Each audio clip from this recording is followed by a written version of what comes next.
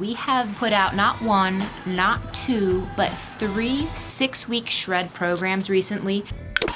The purpose of this video today is to walk you guys through how to substitute a protein in a specific meal using the substitution charts in the back of this program.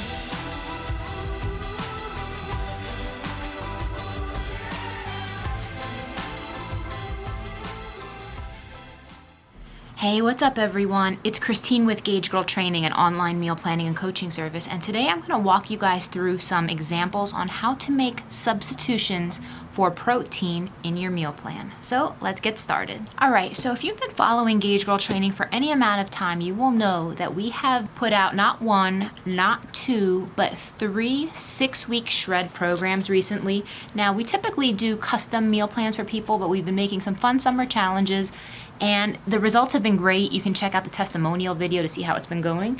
But the 6-week shred is a meal plan with 42 menus because there are 42 days and 6 weeks, and it's intended to help you jumpstart your fat loss, get you through plateaus, and just push you through to that next level. It's really good if you have 25 pounds or less to lose.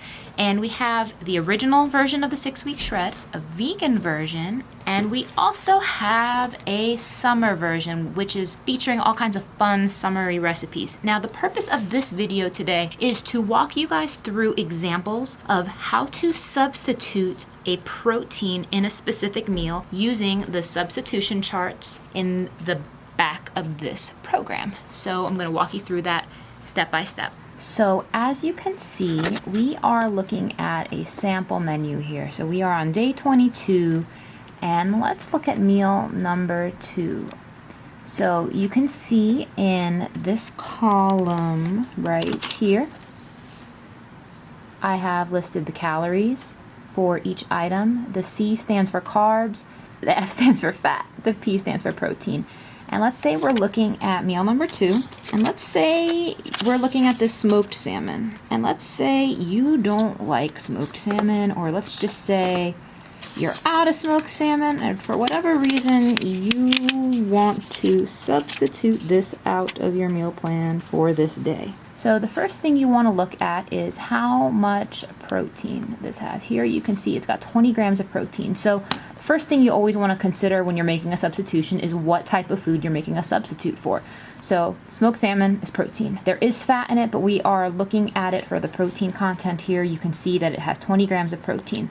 So in order to find an equivalent that has 20 grams of protein, what we would do is we would go over here to the protein substitution charts. You can see there are lots and lots of items. This is only one page. It goes on for pages and pages. And there are protein equivalents here. So let's say for that meal, instead of smoked salmon, let's say we wanted to have some ground turkey. Ground turkey is right here. So in order for us to have the equivalent of 20 grams of protein, we would go down here and follow our chart, and we would have 2.6 ounces of ground turkey. Now you can see that this ground turkey, this item over here, this is the protein macros per 1 ounce of food. You can see here that 1 ounce is bringing in 3.3 grams of fat. We would need to multiply that out. So we have 3.3 times, we have a total of 2.6 ounces, so times 2.6. So that is giving us 8.58 grams of fat. Now over here, you can see we had 4.8. So basically you would need to subtract the two. So what I would do is I'd take that 8.58, subtract the 4.8 over here, because that's how much fat was accounted for in our meal plan, minus 4.8. And that's going to give us 3.78. So that means we need to eliminate 3.78 grams of fat somewhere else. Now, the thing that's a little bit tricky is it's going to depend on the protein source. Some sources are fattier than other, but in general, the rule of thumb is you want to use this chart here for the protein macros per 1 ounce of food, Again, you want to find the total amount of protein you're subbing it for, scroll down and circle it.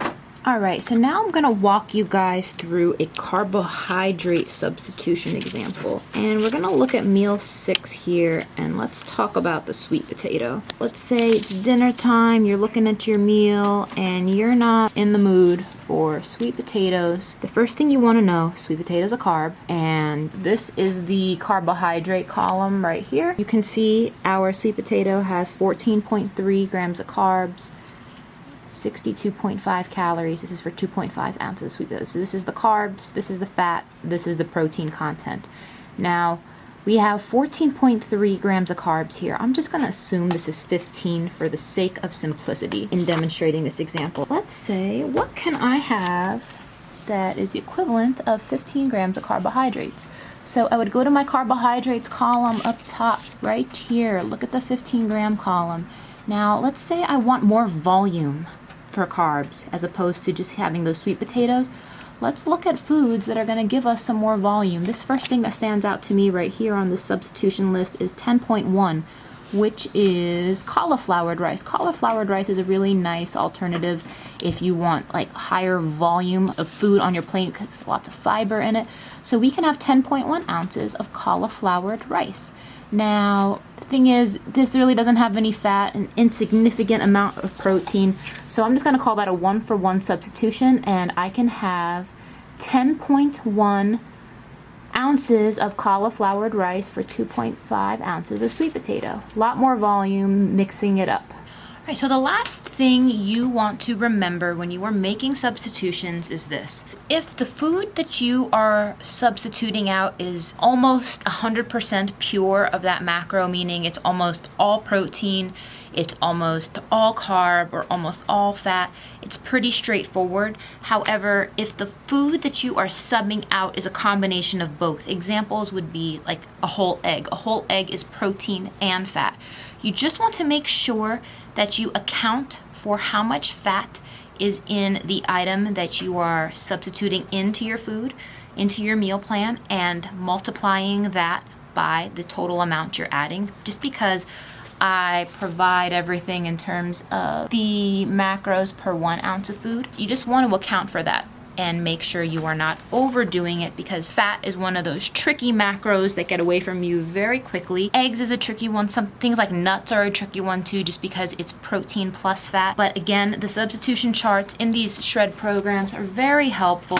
You could always go on MyFitnessPal and just tally up your macros for the day, but if you plan ahead and write out your menus and just want to substitute something out, go ahead, use a substitution chart, switch it out, have fun with it. The point of Gauge Girl Training creating all of these menus and all of these options so you don't get bored. The #1 complaint I hear is people get bored on their meal plan, but there are daily menus on these shred programs.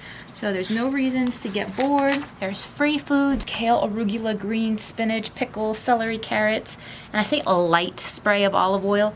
I just think the amount of calories are just so insignificant from these items that I don't even bother having people like tally these up because it's just so insignificant.